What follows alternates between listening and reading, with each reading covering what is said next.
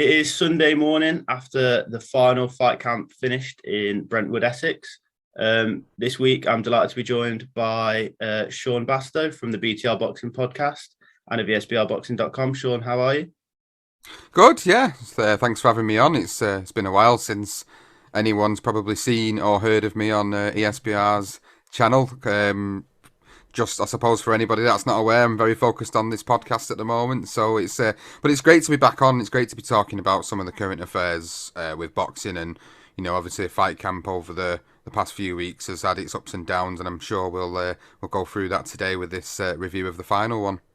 Yeah, unfortunately, it wasn't the best card last night to get you on for the first time in a while, but I think there are some interesting fights and interesting fighters, I think, more than fights to talk about. So without further ado, we'll get into the nitty-gritty of fight camp.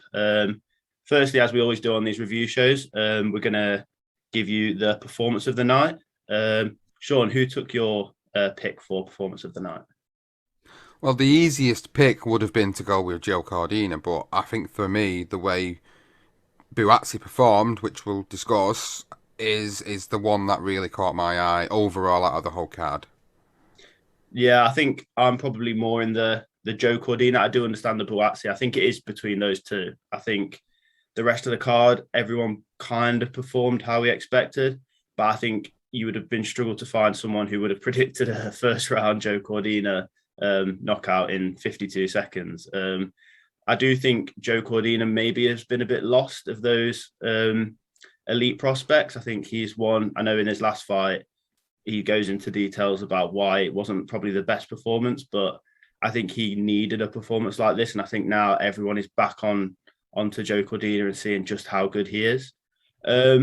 What did you expect from that Cordina fight, and what can we actually take away from a 52-second knockout?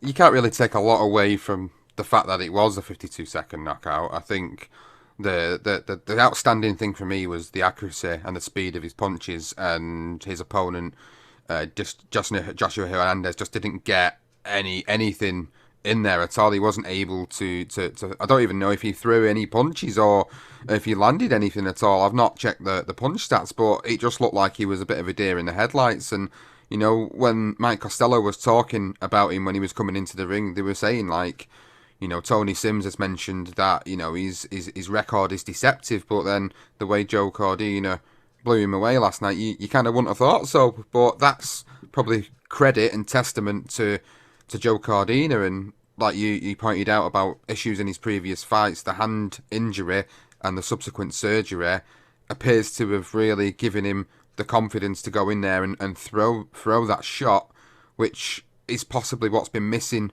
before in his arsenal, and why all we've seen of him really is him just outboxing his way through the fights and not really stopping many of his opponents because of the fact that he's had this subsequent injury for a little while. And they were mentioning in the commentary that maybe he was a little bit hesitant to throw that shot, but last night he wasn't, and he was accurate and it was pinpoint, and you could see the effect that it had.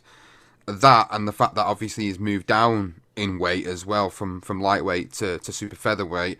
How much of a difference does that make in terms of his power that he has in general at that particular weight? So there's probably a few things there you can talk about and have a play around with in your mind. But I think overall it was great to see him out, and it was great to see him make a statement like that. Yeah, and I think now it's really on Eddie Hearn and Cordina to kind of like take this momentum forward. Like after such a highlight, you've probably got the highlight knockout of the night. So now you've really got to push on. He obviously, as you say, didn't take a punch. He can go out there again quite soon. And I know we were talking before, and I'd love to see him on the AJ undercard. I know he's been on a few AJ undercards in the past, and that would be if he could get another highlight win on that undercard. I think then like he is again seen as one of the best prospects in the United Kingdom.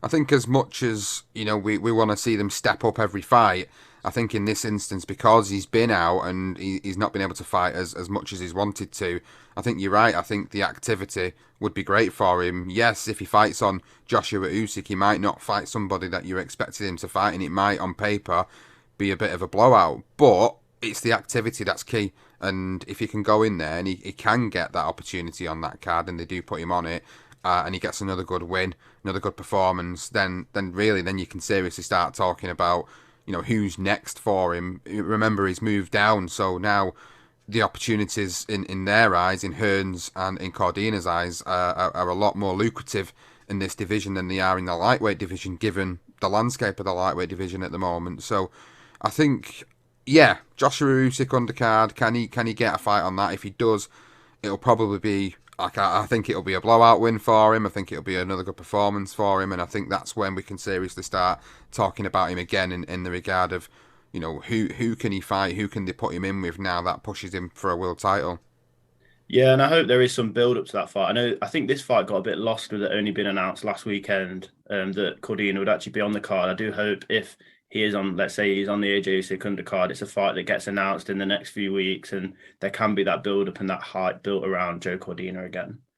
And then your performance of the night and my fight of the night, and it really probably did save this card, was the main event with Joshua Buatsi finally getting the knockout in round 11 of the heart of Richard Bolotniks. I think he comes away having a lot more respect put on his name as well.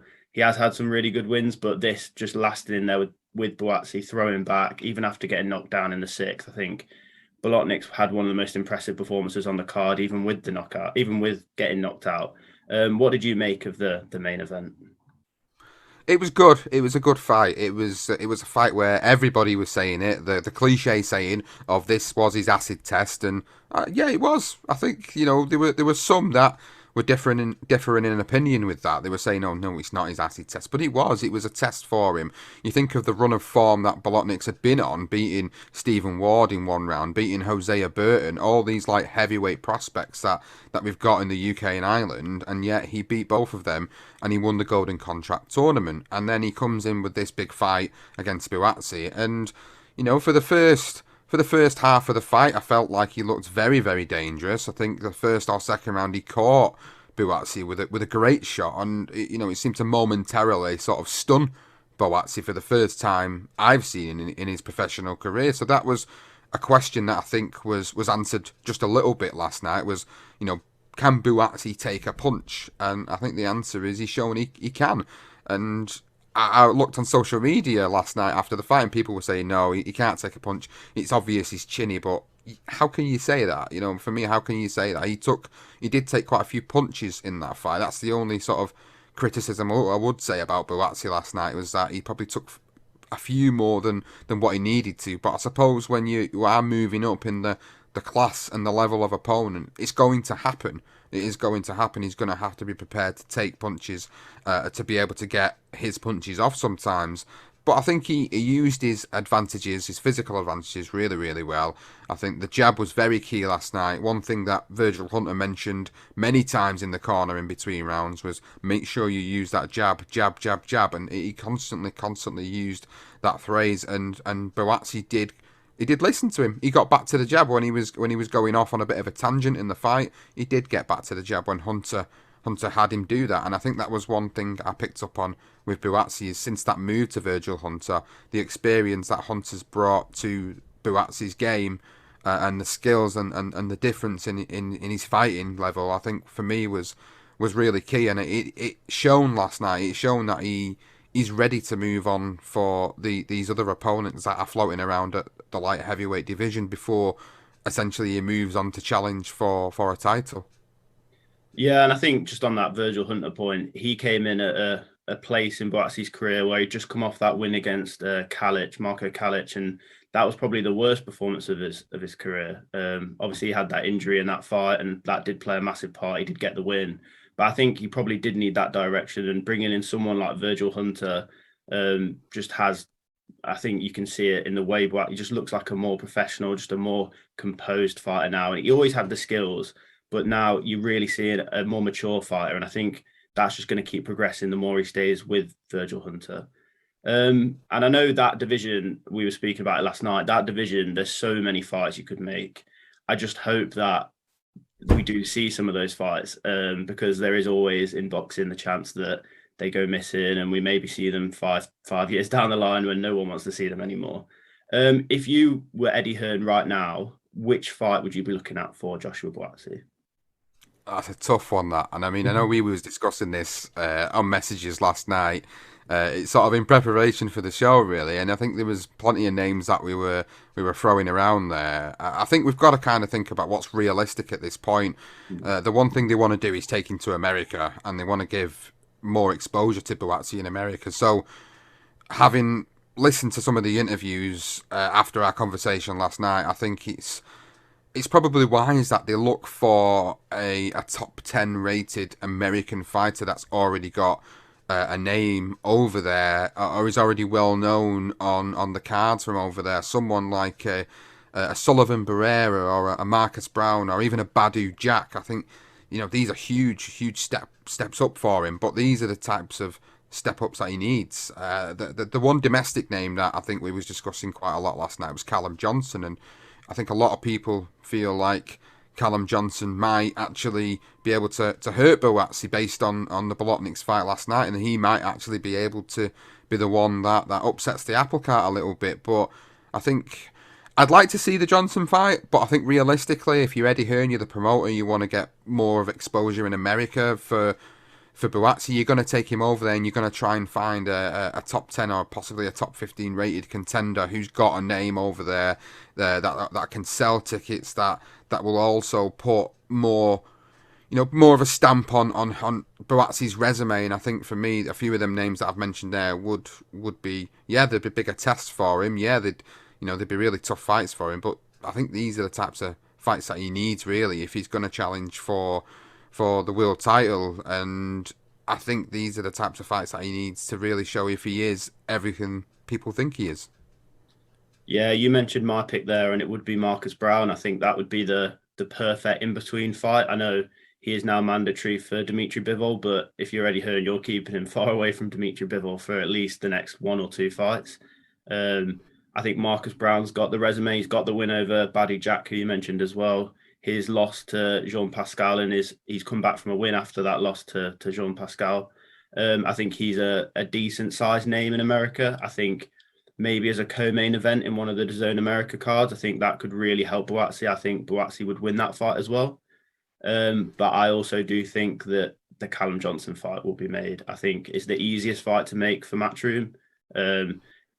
Callum Johnson is under the Matchroom umbrella. I think it's the easiest fight they can make. It's a good domestic fight, but in my opinion, Buatsi deals with Johnson quicker and easier than he did Bolotniks. I don't think Callum Johnson will stay in as long as Bolotniks did. I think if he gets hit with a shot like Bolotniks did in the sixth round, I think it's done. I think it's over.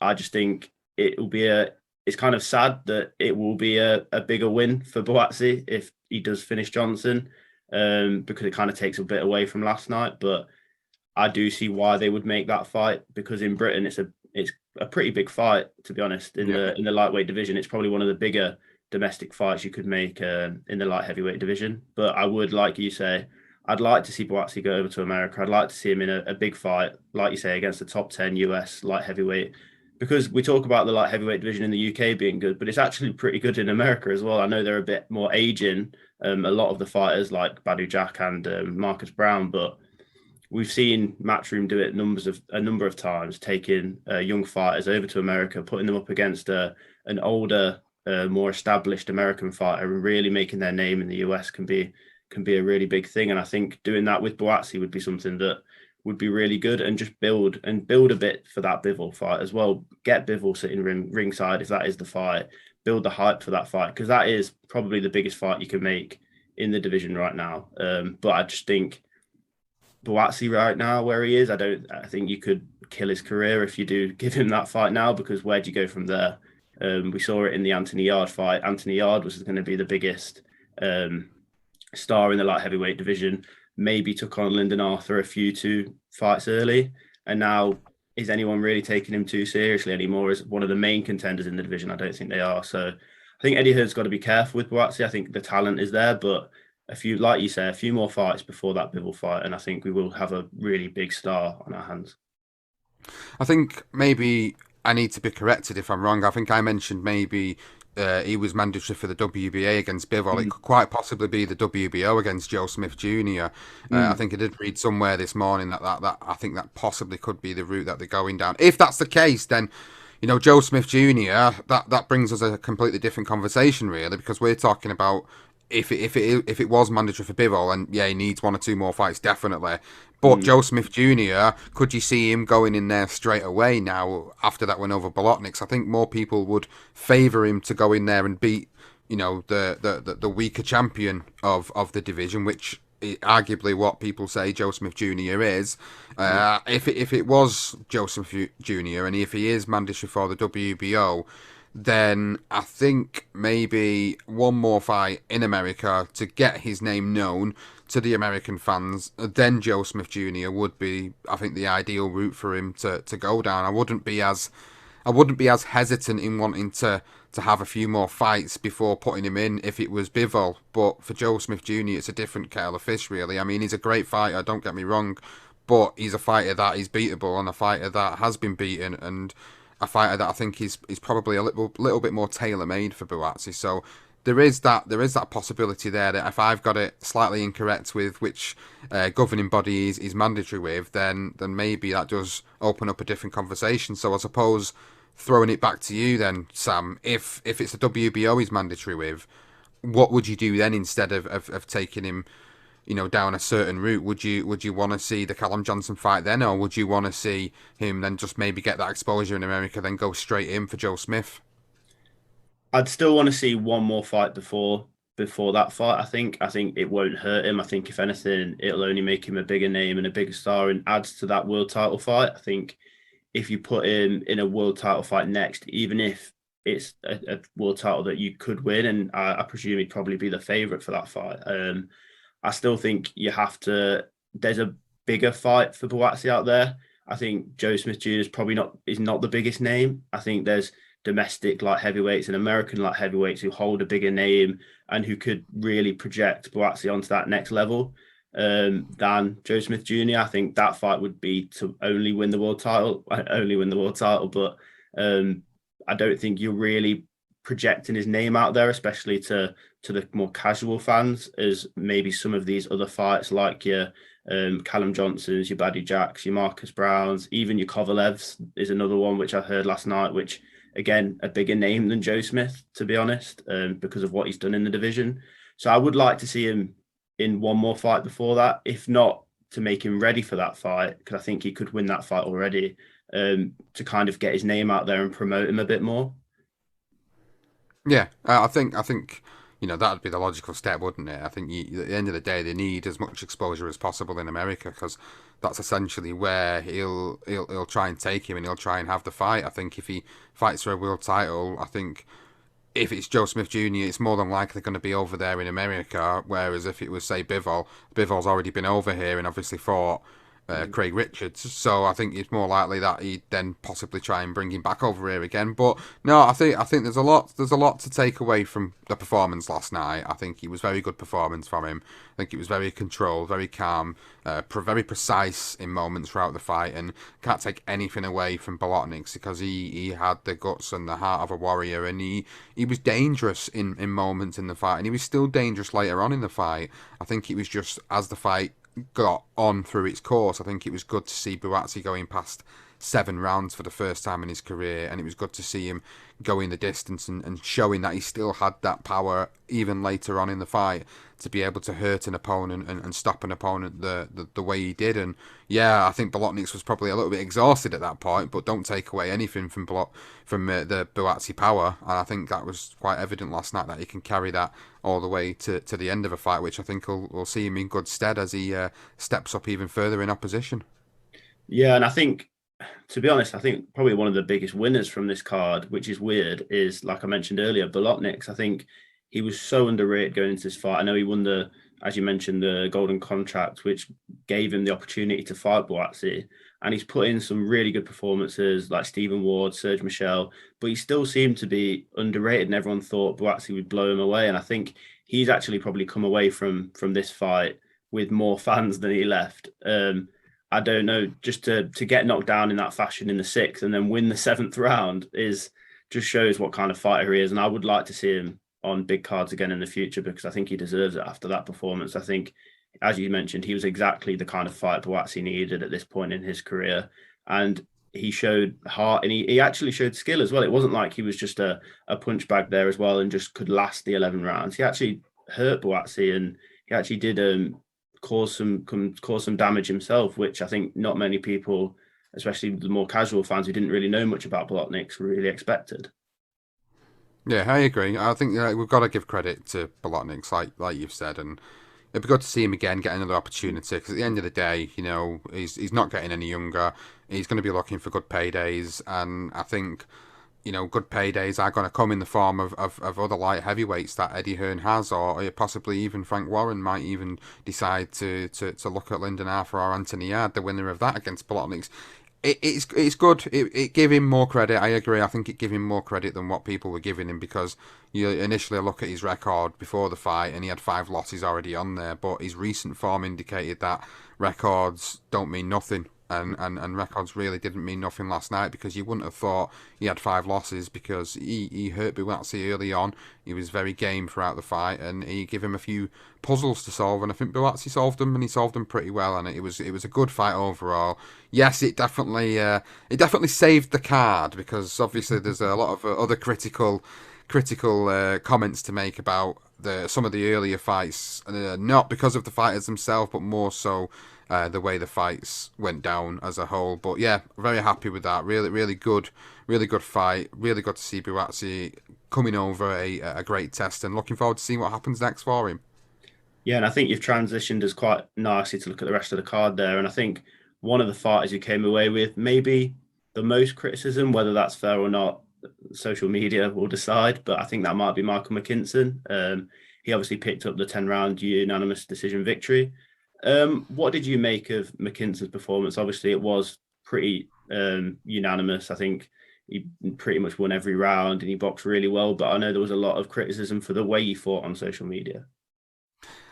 I think Mckinson's the type of fighter that fights particular fights in a certain way. I think one of the things that I think was evident for me last night with Mckinson, and I'm not slagging him in any way, shape or form here, is I think you think about the last couple of fights he's been involved in, they've been high profile domestic affairs for him. The Chris Congo fight in particular, he was very underrated in that fight. People were thinking Congo was going to do him, and that was it, and no one would give Mckinson a chance. But he's shown in his last 2 fights, Michael Mckinson, that he's got a lot of skill and a lot of ability. People might say he hasn't got that one punch, knockout power that's gonna hurt people as he moves up in the division and as he starts to get even tougher tests. But his boxing ability and his skill cannot be questioned whatsoever. I think that was quite evident again, and he just made it easy for himself. He was just in and out constantly, in the pocket, out the pocket, throwing the punches he needed to throw when he was there, and moving away. And it made it probably for some people a bit more of an uninteresting fight, because he didn't need to engage all the time with his opponent. He didn't need to do that. He was able to use his boxing skill and ability to go out there and get really a shutout victory over his opponent. I think people are quick to jump on the bandwagon when people don't get involved in these slugfest or these wars or these really engaging fights. And was he a little bit flat last night? Yeah, probably, but I suppose that's probably coming off the back of a high of 2 great wins, 2 great fights for him, and then this kind of felt like a fight to keep him active, to keep him moving forward. And you look at what's next for him in the division, and there's a lot of welterweights out there at the moment domestically that are really chomping at the bit to get at each other. You think of Conor Benn, you think of obviously Florian Marku, who's come over here and he's made a name for himself already. You think of 2 names like that are quite hot in the UK welterweight scene at the moment. And then you've obviously got the other fringe fighters around that. Is he going to really get himself up for them? I don't know. I think he seems to perform at a certain level depending on who is put in front of him, and that's kind of what I walked away with from that particular fight last night. Yeah, and I suppose if you look at it from McKinson's point of view, why get yourself in a slugfest against a guy you're clearly more talented than in Ronowski? I think if you can get out there pretty unscathed and you get the win, at the end of the day on BoxRec and on when you look back on the fight, it just says unanimous decision victory. And in 6 months' time, will we really be analysing it as hard as we are now? Probably not. and it just means that now he can really push on. So, and the person you mentioned there, Florian Marku, was probably the biggest critic of Mckinson last night on social media, and I think their fighting styles obviously are very different, but that is also one of the reasons Florian Marku hasn't won all of his fights. I think because of the way he fights compared to Mckinson. I do think Mckinson has one of the most awkward styles in the division. I think the way he fights southpaw with his hands down, I think that's what caused Chris Congo problems, and I think that will cause a lot of the welterweights problems in that division domestically and at world level. On a fans level, I would have liked to have seen him probably try and get Ranowski out of there, but just because I think he had such a high against Congo, as you say, and I think if he could have put on a stellar performance, he did put on a stellar performance, but a highlight reel performance, I think then we could have really been talking about Mckinson. I know he always gets talked about as this under the radar fighter. We mentioned it in the preview show that he has gone under the radar. He isn't really respected for his skills because he's not this big name as are some of the other fighters in that division. So I would have liked to have seen him probably get him out of there, but if you're Mckinson, why? If you're dominating the fight, it's getting to round 8 or 9, you're not really getting hurt. You're just dominating the fight, you're showboating. Why get him out of there? There's no need. You just get through the fight, win a shutout victory, and then go on to your next big payday. I think the fights, looking at what's around him at the moment, the fights that really are going to be appealing, and the ones that I think you'll really get to see the best of a Michael Mckinson out of, are the fights like your Conor Benns, your Josh Kelly's. I think Josh Kelly was a fight that was mentioned last night via many people through social media. Were saying, Josh Kelly against Michael Mckinson would be a really good clash of styles. These two are completely different, and I think that would be an interesting fight. Would Josh Kelly want to take that? After losing to Avanician in the way he did, would he really want to take a big risk like that? Maybe they will. Maybe that would be a good comeback fight for them to really show how good Josh Kelly is. Is he going to get Conor Benn?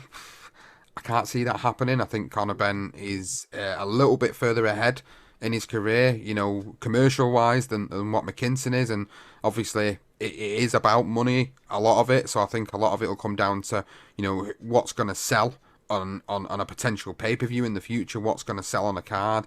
And I don't think Conor Benn versus Michael Mckinson is something that would essentially sell the way the promoters would want it to sell and the teams would want it to sell. But then you've got to look around at the landscape of the welterweight division as a whole and look at sort of where Michael Mckinson is and the people that are around him at the moment. There's a lot of great opponents around.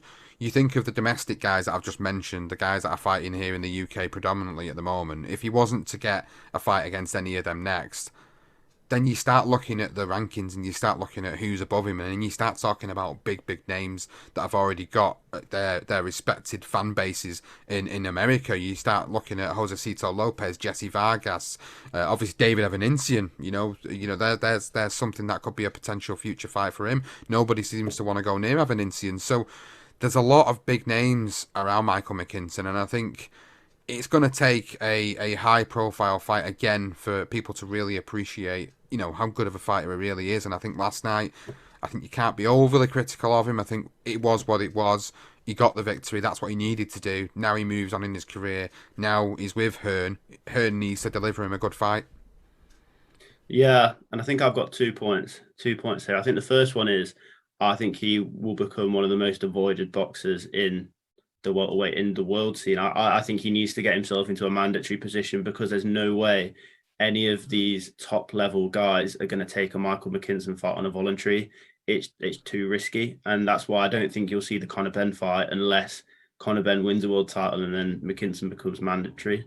I don't think any of these welterweights are going to take, maybe Avanician, because he is in the same kind of boat where no one really wants to fight him because he's dangerous. I think Mckinson will eventually, and maybe in 2 or 3 fights time, when he gets to that world level, which I think he will do, I think he'll be avoided because of his style. I think, and as you say, the commercial value isn't quite there yet either. So put those two things together, it's kind of a lose-lose situation for any of these world level guys. And I think he will become one of the most avoided fighters in the division. I think it will be quite hard for Matchroom and Eddie Hearn to actually matchmake him in competitive fights because I think he is too talented and too awkward for a lot of these world level welterweights, and they know it as well.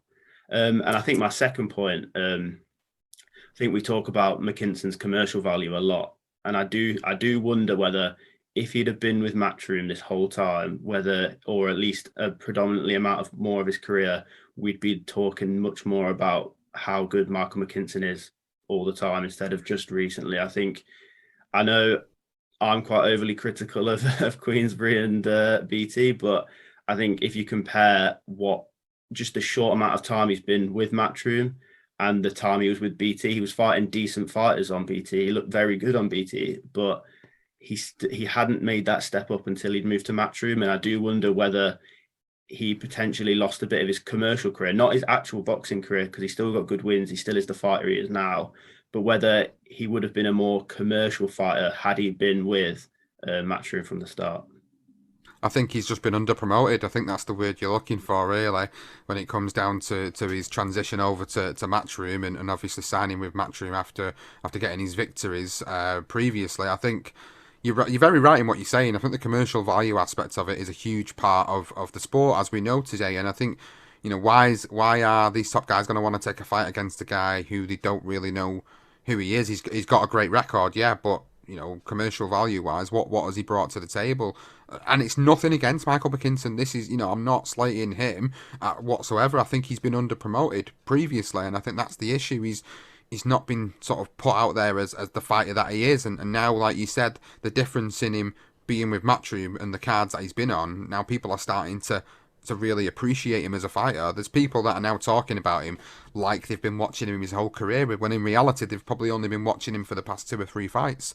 And this is what Michael Mckinson's been doing his whole career. It's just that he's never been put on this platform to be able to really see like the level of skill that he's got and the potential he's got to go far in the division. And I think now he's getting that now, and I think this is why you're starting to see more conversations, more interviews happening with him, because people are starting to realise that actually, this is a fighter to watch out for. This is a fighter that will get in there with some of them big names of the welterweight division eventually, and we'll get to see him in some great fights. And I think, under promotion for me has been an issue, but now he's with the right promoter, the promoter that's putting him on the card, the promoter that's giving him the right level of advertisement across social media, advertisement to the press.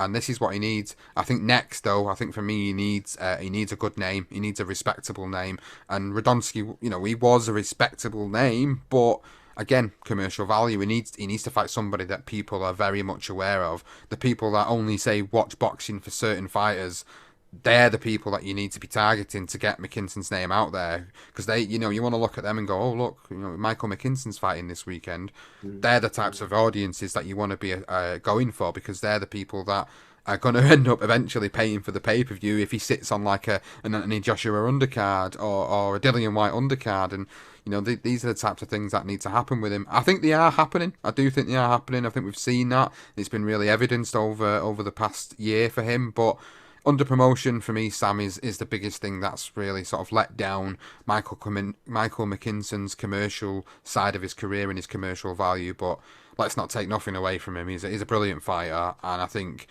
over the next 12 months it's going to be very interesting to see how he progresses forward and who they put him in with. Yeah, I 100% agree with everything you've said there. I think now there's only one more fight that I really want to go in depth in from the fight camp card, and it actually came on YouTube, and it was the second fight of the night, and it was Raymond Ford getting the third round knockout of Reece Belotti.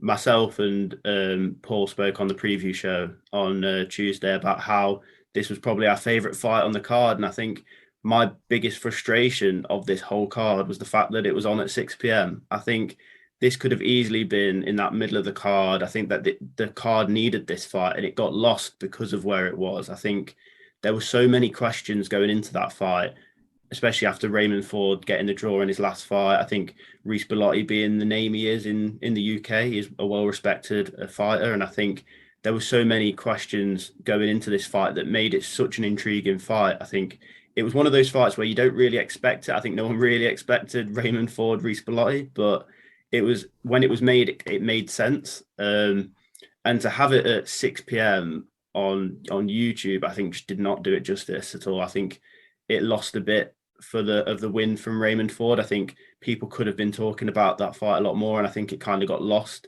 in the rest of the card, and when the rest of the card's pretty average, I think this fight needed to be on the actual main card. I think having 2 fights on YouTube, I get why Zelfa Barrett maybe was on YouTube. That was a good win for him, and we will quickly discuss that after this. But this is the biggest win of Raymond Ford's career, and it really does kind of progress him on now as people. It could have really progressed him on if more people were talking about it as being pushing him onto that next level, beating a fighter who, with the experience of Reece Belotti at the age of 22 as well, and winning that first title as well. I think I said it in the previous show. I think Raymond Ford is the real deal. I think he will win a world title, and I still stand by that. And I saw nothing in that fight to suggest otherwise. I think he answered a lot of questions from that Perez fight where he got the draw. I think in that fight he struggled with the pressure coming forward. Belotti, you could tell Belotti had watched that fight and tried to kind of do the same things, but Ford just looked like he'd learned from that draw, and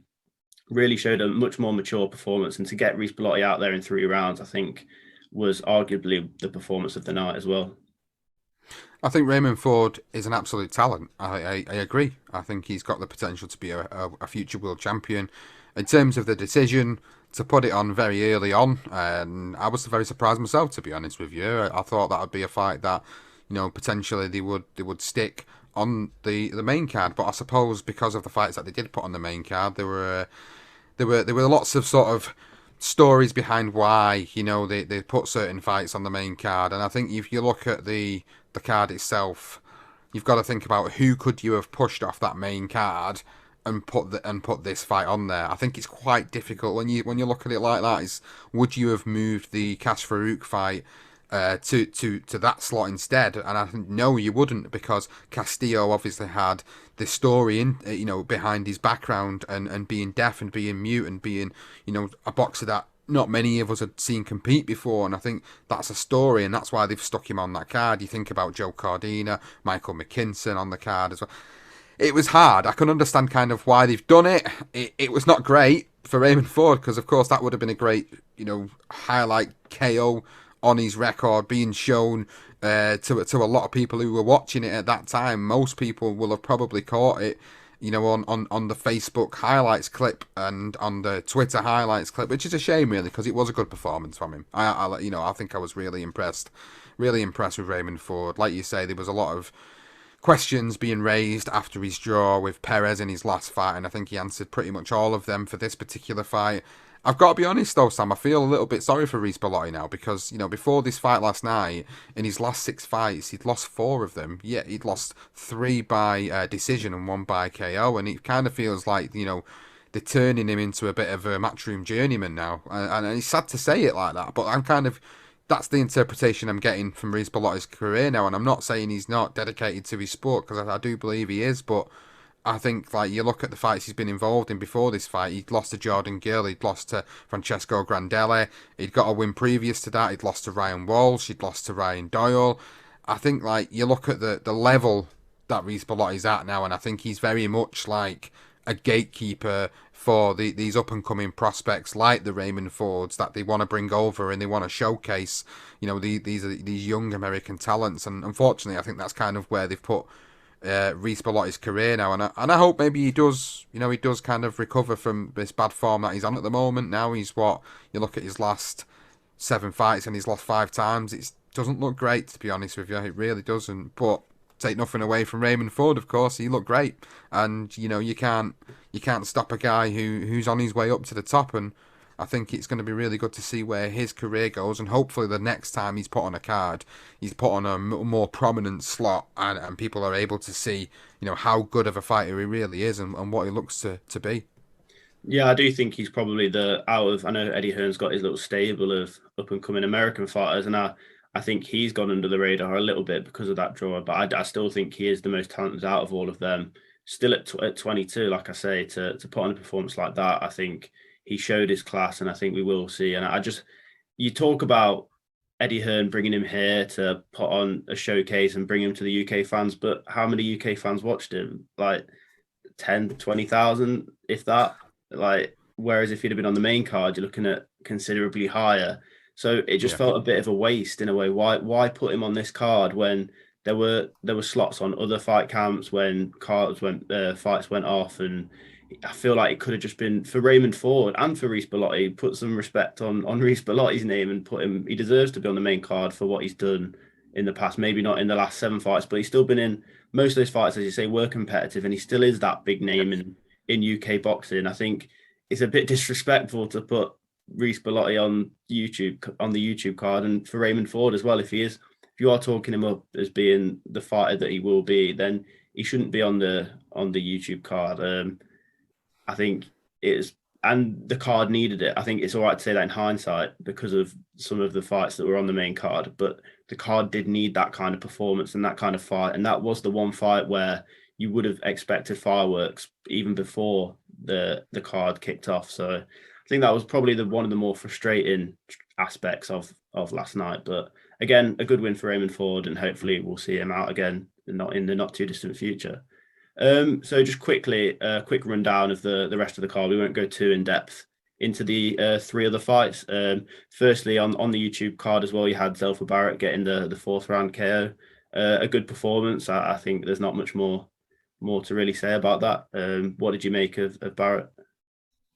I think it was what it was. Barrett has recently lost his mom. He's had to go through the heartache of doing that, but in his camp with his uncle Pat, they've kept dedicated, and Self as that kind of guy, that will overcome this type of adversity that he's gone through, and he'll move on again, and we'll see him in a great fight. I think next. I think this was more so to get him out and to get him active again. And Virgil Simeon is an opponent we recognise. He's been over here a few times, fought a few of our guys, and I think for me personally it just felt like obviously a bit of a tick over one for him. Great performance for him, great to see him getting the KO, and I think it leads nicely into this potential Kiko Martinez rematch, which I think is what's probably going to be next for him.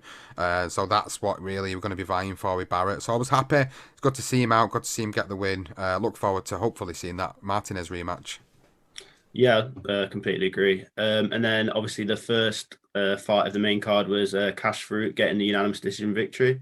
I think he looked really good. His head movement was brilliant. I think it was a really, really good performance. Obviously, you had the story with Castillo, as you've mentioned, and I think just a really good performance from Farouk. Very good performance from Farouk. I think Farouk needs this McGregor rematch now for me. This is what I want to see. I'm desperate to see this rematch. I think the first fight was very, very close, and some people feel that Cash Farouk should have got the nod on that occasion. I think I was one of them included from recollection as well, and I think I'd like to see that McGregor fight again. I think that's the fight that needs to be made now. These two, they've always been on the collision course in Scotland, and they got that first fight out of the way. They're both at different stages of their careers now, and I think this is the time now with Lee McGregor capturing the titles that he's captured. I think now there's a lot more weight and a lot more value to the fight. Obviously, with them both being with Matchroom now, it's a logical fight to make, a logical rematch to make. And if they decided to do like another summer fight camp next year, if that was to come and happen again, this would be a headline fight. Lee McGregor and Cash Farouk, it has to be. I think this headlines it's its own card, to be honest with you. I think it's a very big fight. I think if they put it in Scotland and they put it up there, they put this fight on, this would sell out, and it would be a great fight. And I wouldn't know who would win the second time round, but that's personally what I'd want to see next. But his performance last night, I think Castillo's record is quite deceptive. I think he's a pretty good fighter. I think from what I've seen last night, I was quite impressed with what I saw, but I just think Cash Farouk was just one step ahead all the way through the fight. He was too fast. He was in and out of the pocket way too quick, and Castillo, he could hardly get anything off. And when he did, it just didn't seem to bother Cash Farouk at all. So a great win for Cash Farouk. For me, McGregor's got to be next. If they can't get McGregor, then they need to get a name that's in and around that top 10. They have to do it because Cash Farouk is looking great at the moment. Yeah, he's definitely one of the top talents. And then finally, Hopey Price getting the unanimous decision victory. I think it was quite a good win for Price. I think if you at 21, I think maybe he will get stronger, and I think maybe he needs to get stronger. But if you could build, I know we've said this probably with Hopey Price previously, but if you could build a fighter, he would look like Hopey Price. I think he's got the reach and the range, and he will only get better. And I think it was a good performance last night. Yeah, good win for Opie Price. Yeah, against an undefeated fighter. Nevertheless, his opponent Grande was undefeated, and you look into Grande's record, and yeah, there's a lot of fighters he's fought with losing records, but he's still undefeated. So was Opie Price. So it's not a bad scalp on his record now. He's to take the record of an undefeated fighter at this early stage, and then you look around the super bantamweight division at the moment, and there's a lot of great names around the super bantamweight division domestically at the moment. You've got James Beats Jr., you've got Jack Bateson, Ramez Mahmoud, Thomas Isomba. A Thomas Isomba fight would be quite an interesting one in the future for him. He's not far behind all these guys now. I think even at this early stage, sort of 4-5-0 in, I think there's who else can you put him in with now? You look around the domestic scene and all these types of names that I mentioned, they're not too far away from him. There's only so often I think you're going to be able to put him in with guys that he's essentially going to be able to beat quite handily. I think looking at the way boxing is at the moment, I think he's ready for a little bit of a step up now. I think yeah, people will want to see him get more experience, but how many times do we say it? How many fights does he need before he steps up? That's I suppose that's the question I'm putting to most people is how many fights do you want to see him like this, where he's quite straightforward and quite easy for him before you want to see him step up? 2 or 3, 4 or 5, or do you want to see him step up straight away? I personally I want to see him step up straight away. Good to see him win. Good to see him get the victory. I think that train rolls on a little bit longer, and I'm looking forward to seeing again where he goes next. Yeah, so am I. And I think at 21 as well, he could become a really, really top talent. And I think that wraps up the fight camp card quite nicely. Again, probably the weaker of the three fight camp cards, but I think it definitely had. It was kind of the kind of card where you look at the fighters on the card, not necessarily the fighters. I think there's really interesting fighters on this card. Your Mckinsons, your Cordinas, your Buatsis, but there probably wasn't the fights, the 50-50 fights, which we've become quite used to on previous fight camp cards this year and last year, on this card particularly. So now we'll move on to the second DAZN card of the night, and that was in Dallas, Texas, with the highly touted welterweight prospect Virgil Ortiz. He picked up an 8th round knockout in probably the best fight of last night against Kavalauskas. Ortiz did get hurt in the second round, and I think he came back from that adversity and ended up knocking Kavalauskas down 5 times. And I think obviously there's talks now of the Terence Crawford fight in Dallas, and I think I still don't know if Virgil Ortiz is at that level yet already, but I think he's definitely probably one of the top prospects, and that welterweight division is stacked. We've said this multiple times, and Virgil Ortiz just adds to that again.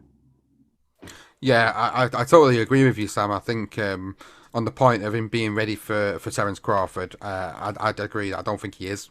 Don't think he's ready for him yet. I think, yeah, I know what he's doing in the division. You look at the fact that he beat Maurice Hooker in his previous fight to Kavalauskas. I think is what most people are looking at and thinking, bloody hell, yeah, he's ready for Terence Crawford. He's not. For me, he's not ready for Terence Crawford yet. Kavalauskas, his only defeat was against Terence Crawford. And you look at, how dangerous he was in the fight last night and what Ortiz had to overcome. That was great. It was a great question answered. People were wondering whether he could get up from a knockdown, whether he could take a good punch, and he's proving that he can do that and come back and come back with a vengeance. And he got that great victory last night. It was really great to see, but I don't think he's ready for Terence Crawford just yet. I think, again, I'm looking at sort of what's around the welterweight division at the moment, and looking at where does he go next? What sort of fights does he need next? And I think it's quite obvious that he needs other tests around in and around the division before you can start to really, think actually, yeah, he's ready. People might think he's ready now because he's got 18 wins, 18 KOs, and it's quite phenomenal to say that. You don't get many fighters that start the career so well like he has done and overcome so much adversity like he has done. But do you really, really, really want to rush him? He's 23. People still forget he's only 23 years of age. He could go another year, another 2 years before he's totally ready.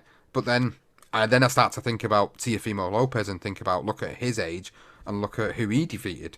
It's possible that he could be ready now. Do you know, it is. Personally, I don't think so. I wouldn't want to put him in there right now with Terence Crawford. I think I'd be wanting to push for another well-known welterweight name that he can get a victory over. If he continues to do it for maybe one, maybe two more fights maximum, then I think I'd feel more comfortable seeing him in there. Because the thing is, if you throw him in there now and Terence Crawford, he outclasses him, all people are going to say is, well, he wasn't ready for it. He wasn't ready for it. So you can't win. You can't win either way. You've either got to give him a little bit more experience together against another class welterweight, a former champion. A former champion in the welterweight division would be a good shout. And then if he does get in and loses to Terence Crawford, then at least then you can sit there and hold your hands up and say, well, you know what, he had a good apprenticeship going into that fight, and Terence Crawford is just a phenomenal fighter, and that's that. But if he went in there and beat him, it's a different story altogether. People will be raving about him. So no matter what you do, you're going to struggle. You're always going to get your detractors that are going to sit there and say, well, he either not had enough experience or he's always been this great fighter that we think he is. So for me personally, I'd want to see him in at least one more fight before Terence Crawford. What about you? What do you think about his performance and of course, about Terence Crawford? Yeah, and I'm probably just going to play devil's advocate here. And I think, at what point are you ready for Terence Crawford? I think he's a pound for pound great. I don't know if you can ever be ready for a fighter like Terence Crawford. And I also think we've seen so many fighters lose big fights. And I think if that Terence Crawford fight is on the table for Virgil Ortiz, he probably should take it, whether he's ready or not, because I think the upside outweighs the downside. I think if he does pull off a Teofimo Lopez-like victory, I think he's one of the biggest names in world boxing. However, if he loses, I think, again, people will say he wasn't ready, but he'll come back. He's still only 23 and he still has that opportunity. He's probably going to be fighting for another 10, 15 years. So if you can get that fight and that big payday and you can sell out the Dallas Cowboys Stadium against Terence Crawford and you put on a good performance, whether you win or not, Terence Crawford's a pound for pound great. Ortiz will be the underdog. But I think in boxing at the moment, especially, you don't get these opportunities often. They don't come around a lot. And if Ortiz keeps knocking out fighters like he does, will fighters start to try and stay away from Virgil Ortiz? Whereas Terence Crawford seems to be wanting this fight, and to test himself against a pound for pound great probably would be good for Virgil Ortiz. Would you like to see him in a few more competitive fights? Probably. But again, when do you get the opportunity to fight someone like Terence Crawford in a packed out Dallas Cowboys Stadium with 90,000 people there? I think these are the kind of opportunities you just can't really afford to pass up on.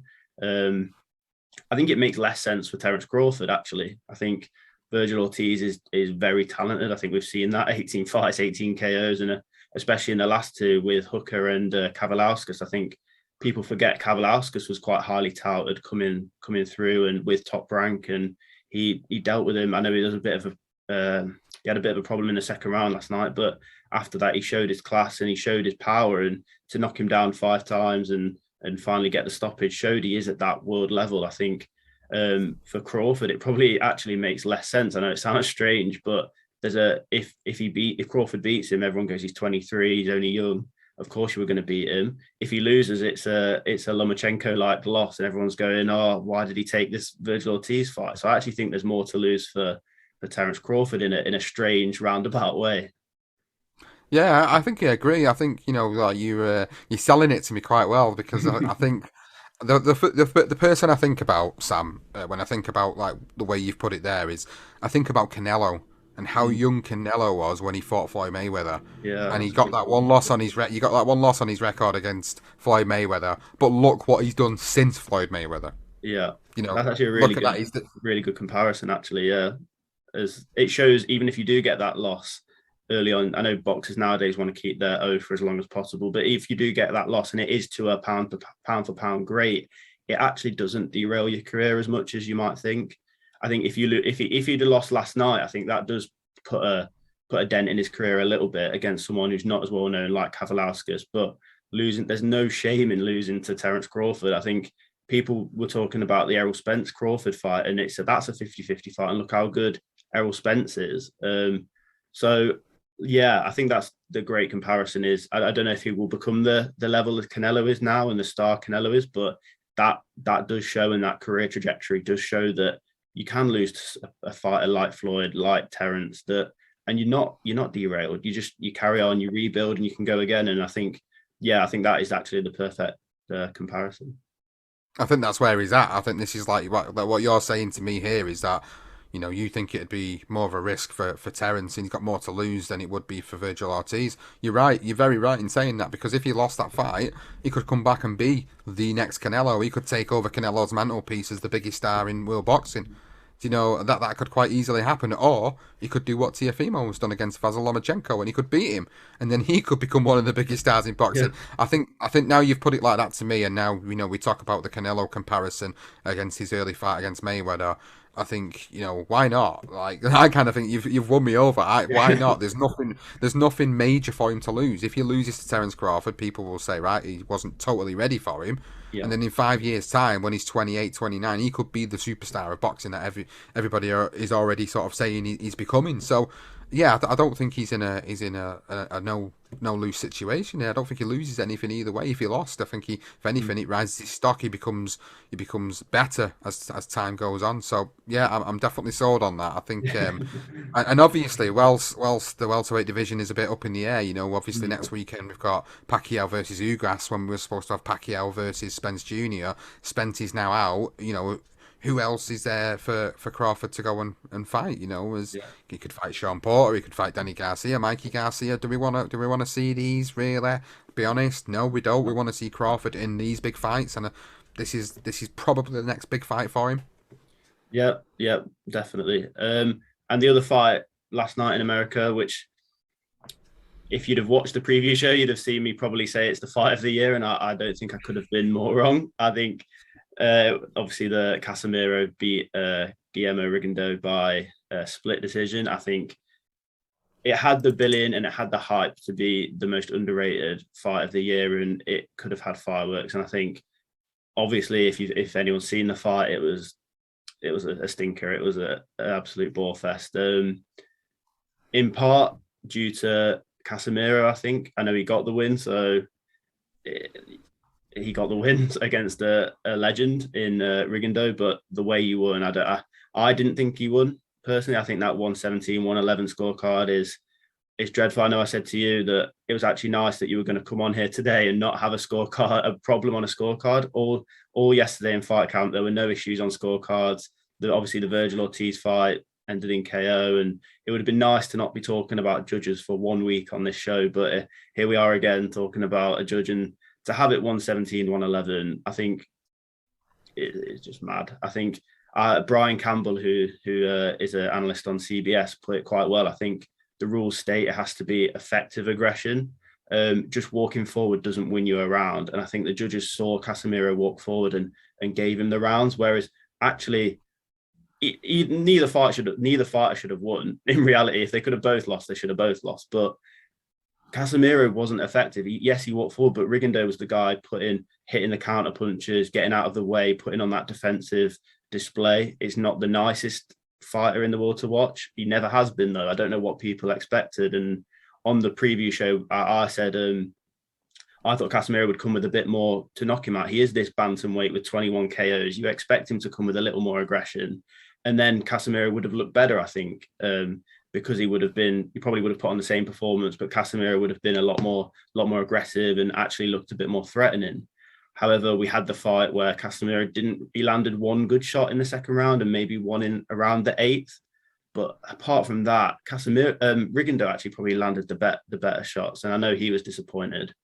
And to go on another bit of a rant, but for Casemiro to come out in the post-fight interview and compare himself to Inoue after that, how can you compare yourself to Inoue after that performance and saying he is the real monster of the division after you've scraped a split decision after landing however many punches? I think they landed 60 punches each. I think to compare yourself to a great like Inoue after that is just laughable. And I think you got to have a bit more. At least Rigondeaux kind of accepted that he thought he should have won, but he also said, look, I put on what I was going to do. It was him who didn't come forward to me. That was the game plan, was to sit back and box well. And I think if you look at boxing as hit and don't get hit, Rigondeaux put on a pretty good performance, but I know it's not going to sell fights. It's not going to get fans on seats, and maybe people won't want to see Rigondeaux again, but he hit and didn't get hit. Like, what more do you want him to do? And I think it was Casemiro who didn't come out and do what he said he was going to do.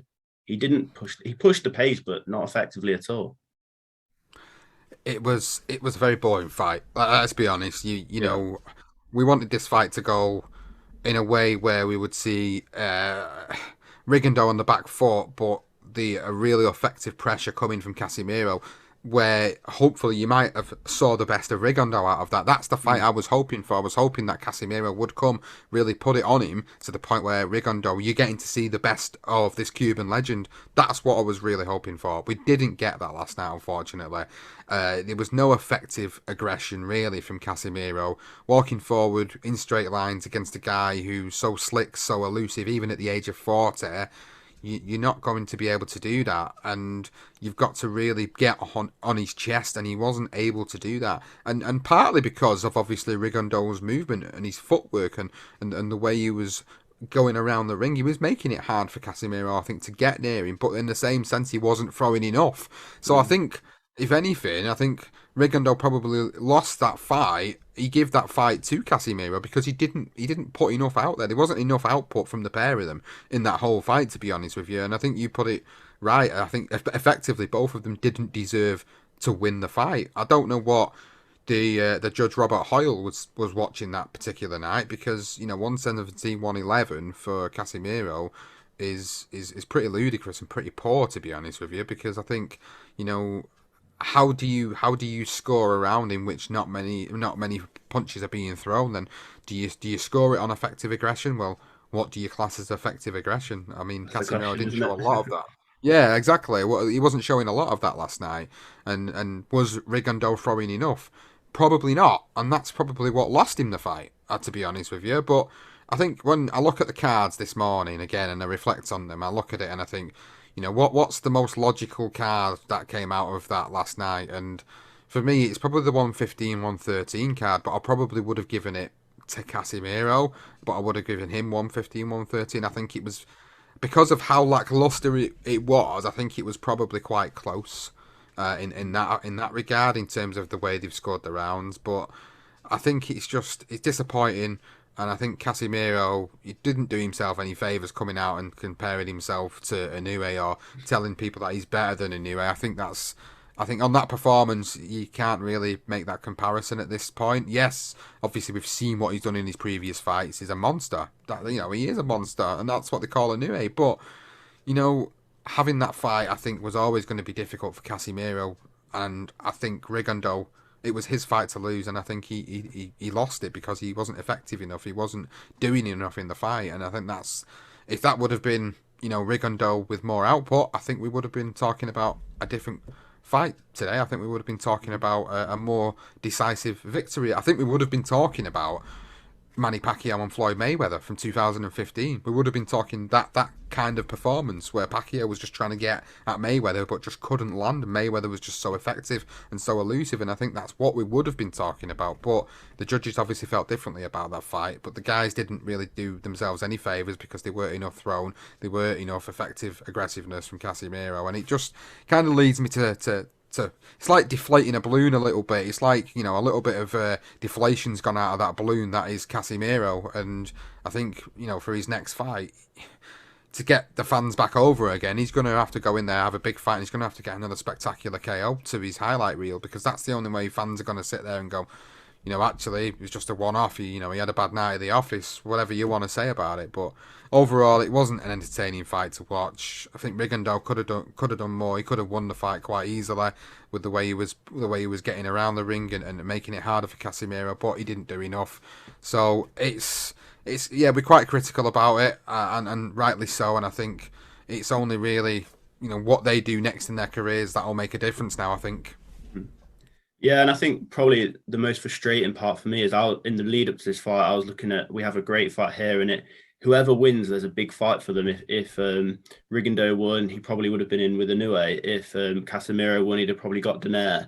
And if you put on a good performance and then go into those fights, they're super fights now with those two names. And now, personally, I put Casemiro in with Donaire, and I'm not actually that excited now because he's put on that performance last night. I think it could have been one of the bigger fights of the year. I know we talked it up, and it's laid so flat. And I think that can happen when you've got so such different styles. I know the old saying, styles make fights, and then that's why I think everyone thought this fight would be so good, because you have got the 21 KOs of Casemiro and the elusive footwork and the experience of Rigondeaux, but it just didn't happen. It, for whatever reason, last night it didn't happen, and we can look back on that and be frustrated because we probably have lost a great fight. But I do hope Casemiro had all the makings of being a great fight and a great Filipino fighter, but hopefully he can, as you say, get another knockout, and hopefully we'll be talking about him because he is only 32 at the end of the day.